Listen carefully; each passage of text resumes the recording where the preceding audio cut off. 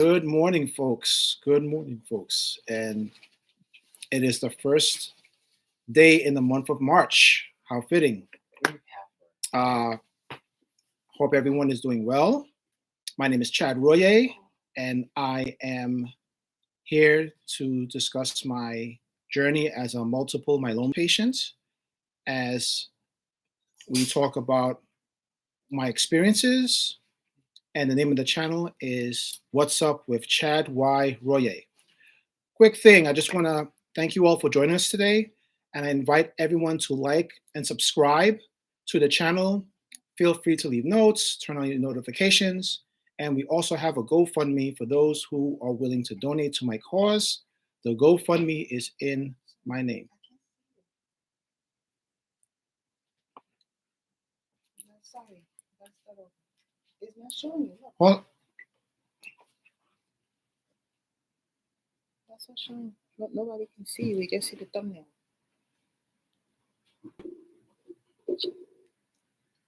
so we have some technical difficulty here. Let me see if I can resolve this. Can anyone see me on the screen? I don't know if anyone can see me. What about now? Yes. You can see me now? Wait, go like, we have a little technical difficulty on the screen. Okay, all right. I don't know what happened just now, but a thumbnail came up and someone didn't see my face on there, but we got it fixed, so we're good. Now, I want to thank you all for joining. So for those who may not know, multiple myeloma is a cancer of the blood that affects the bones. It causes fractures and lesions. And if not treated, it can cause a lot of pain, discomfort, problems with the urine and the kidneys, etc., etc. But I am going to discuss something a little bit different today. So before I was a cancer patient, I had the distinction of being an autism dad. Now, some folks might be saying, what's the relevance or what's the importance? I'll tie the two here. So I'm just going to put this sign up here. So this word autism, right? Autism. I'm just going to give you a brief synopsis of what it is. According to Wikipedia, and I'll just read off here. Wikipedia says that autism spectrum disorder, or simply autism, is a neurodevelopmental disorder characterized by persistent deficits, speaking too fast, persistent deficits in social communication and social interaction across multiple contexts, and restricted, repetitive patterns of behavior, interests, or activities. Now, let's tie this together. Some folks may know someone who has autism. My firstborn happens to have autism. So when I got the news many years ago, it was a shock to me, just like it was when I got my cancer diagnosis. Autism, like multiple myeloma, does not have a cure. Autism, like multiple myeloma, could potentially be something that you live with for the rest of your life. And I say potentially because of the advances that medicine have. Autism is a disorder that really comes into play when somebody wants to express themselves socially, in public, in private. I'm not just putting my own spin on it. Another source cites autism as a developmental disability that affects how one person communicates, interacts with others, learns, or behaves. And they're typically characterized by challenges in social communication, restricted interests, repetitive behaviors, repetitive movements, etc., etc. Now, If we go back several years ago, we did not find out that my child had autism right away. It came across when we noticed that the speech wasn't coming out. You know how folks say, how many words can your child say? There was a point in time where it did not pass 10. When your child does not make or exceed certain milestones, it becomes an area of concern, and the doctors will more than likely ask for additional information or an evaluation so that we can rule certain things out. That way, if it comes out that there is a diagnosis of some sort, then we would be able to handle it at that certain time. As far as moving around, jumping, running, our son was good with that. When it came to the communication part, that was a little different. So it was because of an evaluation that we requested. The information came back, and we got the news that he was diagnosed with autism. I have to admit that tears fell from my eyes. But it was also a reality check. And what we decided to do is, and when I say we, I say me and the missus who I love dearly, we made a decision that we know what this is, or at least what it is in the word entitled. It's a diagnosis. We will take the next steps in figuring out what can we do to make life better for him. We typically don't get a manual that explains how to deal with these things when we get the diagnosis. Multiple myeloma. When I was diagnosed, didn't have a manual. I learned everything on the fly. Autism. When we found out our son had autism, we learned everything on the fly. And that's if you even take the steps to even find out this information.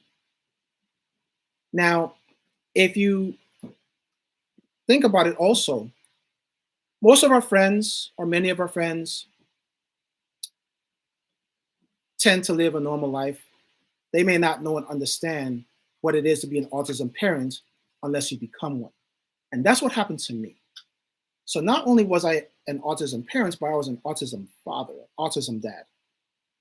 So I fall in a very unique group that's even smaller than most circles. If I was to count on 10 fingers, maybe I can count on less than one hand how many autism fathers who I know personally that I can call on the phone right now.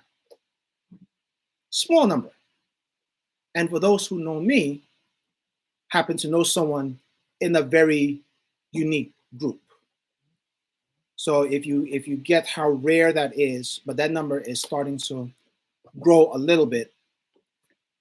But let's just go into a little bit of how the autism, the discovery of autism affected me at the time. There were a lot of things that I had to do to figure out what was wrong with my son, if he was sick, if something was bothering him, if he wanted to ask a question, if he was hungry. I still have those same issues now. It's a little better now because he's a little older and he's kind of found a way to help express himself a little bit.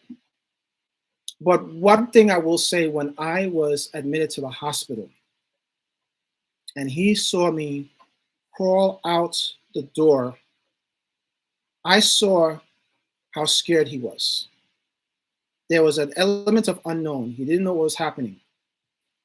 There were days while I was in the hospital, he looked in the room to see if I was there, and he was obviously concerned. He was even calling my name.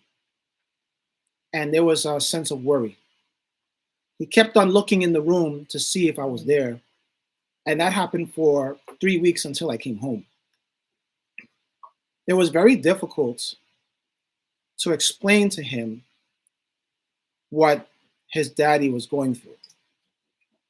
The cancer, how it affects the body, how someone can die if left untreated. how there's no cure, how it prevents you from doing all the other things that you need to do. That was difficult in communicating that to him. It was somewhat difficult communicating that to our other child, but with him, when he's not able to express everything easily, it was very difficult, it was boggling, and it was frustrating. So just imagine me, an autism father, knowing that my son doesn't know what's going on with his father. I felt that pain. I remember that pain like it was yesterday. And I'm just so grateful that I was able to make it out the hospital with a game plan. Now, how my cancer diagnosis affects me as an autism dad extends even further.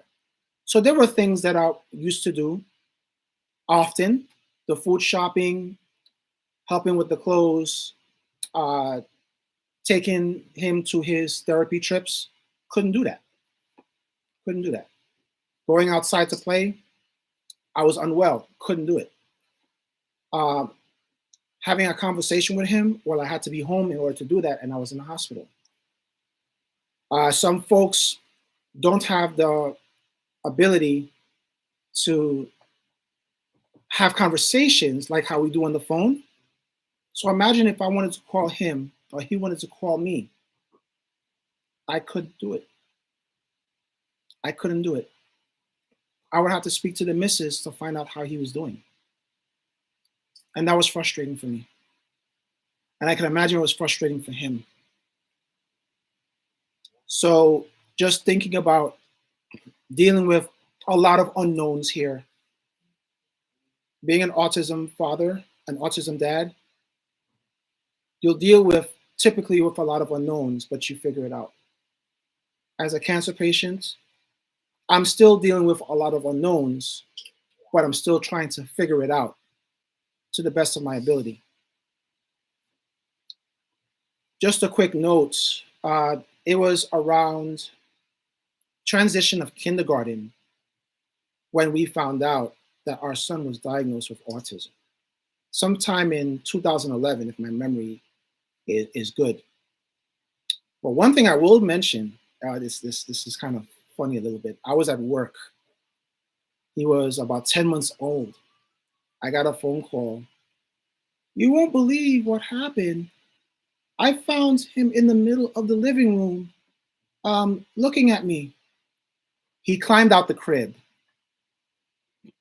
came down, walked into the living room, stayed in the living room, and said hi to his mom. That was a funny moment. That was a funny moment. I'm glad that she caught it. I was at work, but I you want to be there for all the moments, but I just wanted to share that. And and interesting enough, when you find out that there are certain days or certain months, and I'll give you some context. March is Developmental Disabilities Awareness Month. I always get reminders of that. But what I found out yesterday was that March is also Multiple Myeloma Month. I did not know that, but I'll share that. And I'll probably speak more on that in the next video, which will be on Monday. Barring any technical difficulties, the next video will be Monday, if not Tuesday. So I just want to bring that forth. So as a cancer patient and an autism dad, I'm dealing with two battles. I'm dealing with two battles. One has a little more sense of urgency than the other, but I do my best. And I figured it would be helpful to share that story with you because everyone goes through something. Everyone goes through something. It could be good, bad, indifferent, or ugly, or just what it is. And I just wanted to share. I have so much to share about the topic of being an autism dad, and a multiple myeloma patient, that we absolutely have to do another video. And we will do another video very soon. Stay tuned, and we will have that ready. I want to thank you all for joining me today. Thank you for being a part of my journey as I aim to defeat this cancer called multiple myeloma. And I like for all you to like the video, subscribe, leave comments. Feel free to enable your notifications. Reach out to me if you have any questions.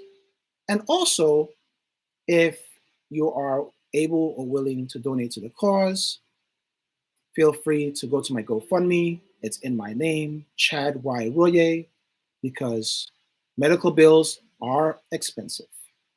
Thank you for your time. You have a good day. Cheers.